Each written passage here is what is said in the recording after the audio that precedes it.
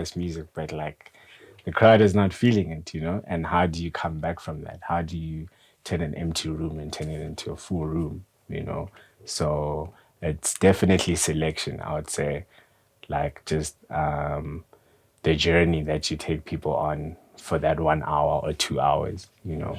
that makes you sound different from the next guy that's about to play. Yeah. Is that something that can be taught, or you just have to find it yourself? Yeah, I'd say you have to find it yourself because it's a lot of digging for music. Finding music. Yeah, it's finding music. And even when you do find music, you need to listen to it, you need to take time. Like I know with me, like there's some days where I just listen to music all day, like from when the sun comes up till it goes down. I'm just sitting down and just listening to music. So when you get booked for a gig, for example, what is the so for example, most artists will be, if they're going to perform at a festival, what kind of festival it is, what kind of crowd are they drawing, who's gonna be there. Is it the same process with you preparing for a set where you have to kind of like put yourself at the venue and kind of like see the vibe for you to come up with a playlist, or is it something different? Yeah, it's mostly that. I'd research the event, maybe watch videos if there are, or like even look at the lineup or like who's playing there and use what I know about those DJs and usually what style they go for, and then mix it in with like what I initially want to play. So finding like a middle ground between what the people want and what I want, and then compiling that into a playlist. So would you say being an artist, in terms of you being able to make your own music and being able to DJ, there's an advantage, or it doesn't really matter? You can just be a DJ and play other people's music. Is there an advantage to making your own music? Um, I wouldn't say there's an advantage or disadvantage because I know a lot of DJs that don't make any music, but they're still good in sense of being able to play music in a certain type of way. So yeah, I mean, maybe if you were talking about having an ear for music and what goes together, then yes, making music does have an advantage in terms of like you can maintain a vibe and not like from track one to track two just sounds way too drastic. Maybe what I should have asked was, do you find using what you know from making music helping you in your DJ sets? Is there a bridge there between the two? Yeah, for sure. I would say mostly the mixing part of it, right? Because the one thing is having the music, but I guess the production side of things would be like how to blend the two tracks that you're mixing, or like some DJs even have 3, 4 decks, and they're Okay. mixing like 3, 4 songs at the same time. So I guess being a producer would make you have an advantage with that, in terms of just like blending everything well, frequencies, and just using the EQ. Yeah. Yeah. Cool. So there's a young kid who's watching this right now at home, looking at Nubian and be like, okay, I wanna be able to get to that position and even more. What is one thing that you'll probably tell them to focus on right now? They might not have the gear, they might not, have the places to go to learn this thing. Just mentally, how can they prepare themselves to kind of like, you know, harvest that road towards being a DJ or a producer? Yeah. I would say like research as much as you can. I mean, like the internet is a big thing nowadays, but also like surround yourself with the people you want to be like, because I found that because I chose the path of being in music and whatever, like the universe sends those kind of people to me. So like 90% of my interactions are other musicians, other sound engineers, and it's not even something I plan. It just so happens. So I'd say like just channel your thoughts, and like your laws of attractions, whereas like your tr- your vibe is your tribe most of the time. So like if you're already thinking about it, just start the first step of the first person that makes music or DJs, like talk to them, find out, how to do things or how they do things, and most of the time, like people are interested to share their story, in terms of how they go about things. And from that, it all falls into place, you know. But work hard, definitely. For Like, sure. just don't stop going, you For know. sure. For sure. Yeah.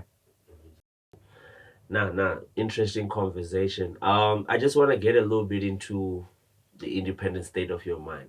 So, are you signed to a record label? No.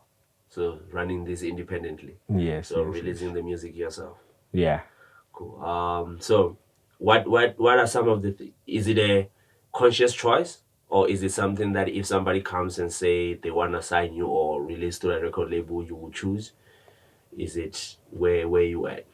Yeah, it's more of a just weighing the options in terms of, is this going to add on to the process or is it just going to cost me? You know what I mean? So independent, it's like, I like the fact that I have creative control, you know, but I'm guessing also like being signed comes with its perks of, you know, having the label fund the promotion, the marketing, you know, because when you are independent, unfortunately, you have to be all these things by yourself. You have to be your own For sure. marketer, your own videographer, your own mastering engineer, you know. For sure. So that tends to get stressful, you know, when you're independent. Okay. But in terms of record labels, I say I would prefer like distribution deals as opposed to being signed, Okay. you know, as an artist. So for them to get your music out there to many people as possible. Yeah, Okay, yeah. that makes a whole lot of sense. Are you looking into starting your own record label, or probably you already have one? No, I don't have a record label. I'm not sure if I want to be responsible for putting people out, you know. Or maybe just sign you yourself. Sure, but that's, I guess, what I'm already doing, you For know, sure. and seeing the stress I'm going through with my own music independently.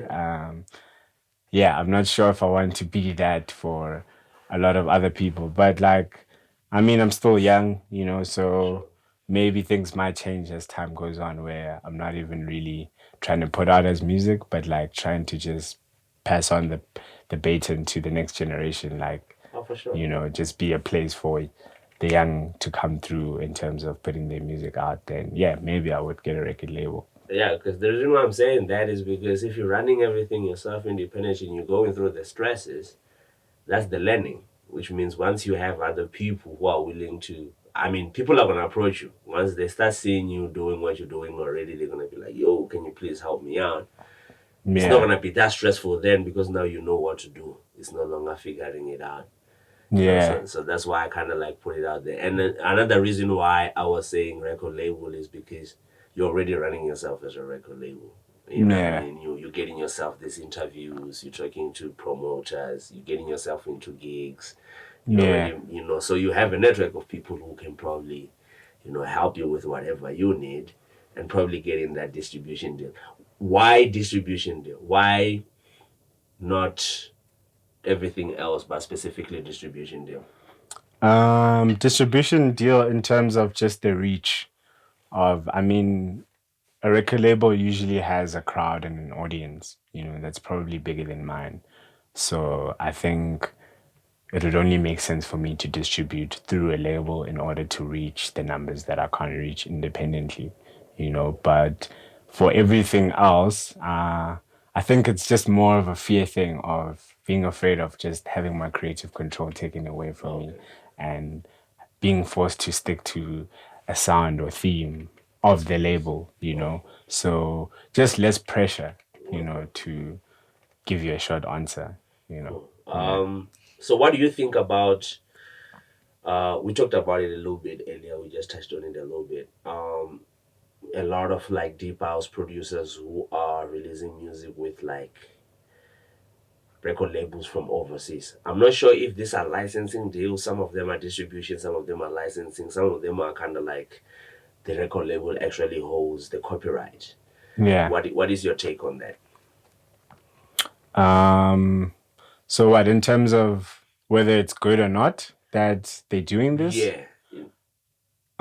Yes, I mean it's good that we're crossing borders, you know, like because there are instances whereas some artists are bigger than they are in their own countries. You know what I mean? So if you're putting in the work, but you're not recognized in your own country, then why not look at other avenues or other countries that are feeling your music and like maybe there's an audience that you haven't tapped into, Okay. so yeah, I think it's a good thing, and the internet has made the world like so much smaller, where you Sure. could just DM your favorite record label or send them like demos, so yeah, like I think it's a very good thing actually. Sure. So if now that you mentioned the internet, um, so I'm guessing most of the things that you're doing are internet based in terms of releasing music and marketing the music.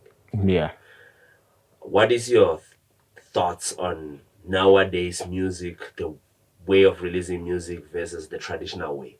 Would you take the traditional way or would you take today Wow. Nah, that's or another a hard combination question. of the both? Yeah, I'd say a combination of the both because the traditional way is obviously like physicals, right?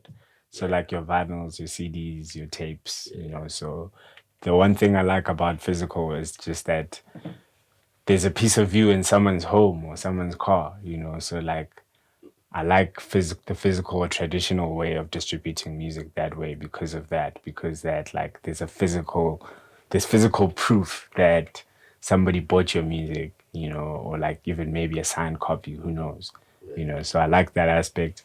But in terms of the internet, I mean, I like that it's just so much cheaper, to get your music out there.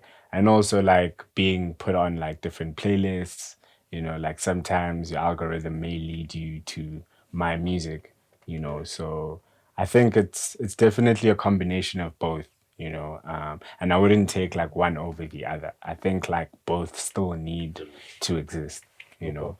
So again, my next question will be so understanding the both ways of actually taking your music out and acknowledging both. Do you feel like it's easier now to make it as a musician, DJ, artist than it was probably 20, 30 years ago? Oh, definitely. And why is that?